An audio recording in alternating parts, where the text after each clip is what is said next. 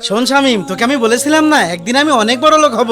এই দেখ কত বড় বাড়ি করেছি, সম্পূর্ণ 3 কোটি টাকা লেগেছে। কি বলেন ভাই, এত টাকা খরচ হয়েছে? আর তুমি এত কিছু শুনে কি করবা? খরচ অনেক হয়েছে। শোনো, এবার তো আমি ঈদে কুরবানি দিচ্ছি, তুমি কিন্তু ঈদের দিন অবশ্যই আমার বাড়িতে আসবা। ভাই আজান হয়ে গেল, চলেন নামাজ পড়ে আসি।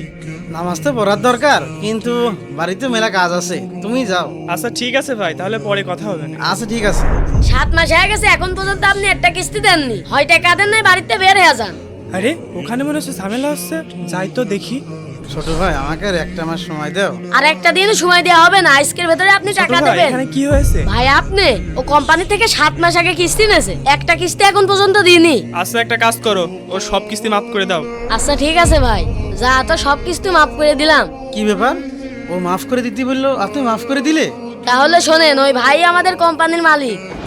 বন্ধুরা, কখনো নিজের অর্থ সম্পদ নিয়ে অহংকার করবেন না। আর ভিডিওটি ভালো লাগলে চ্যানেলটি সাবস্ক্রাইব করুন।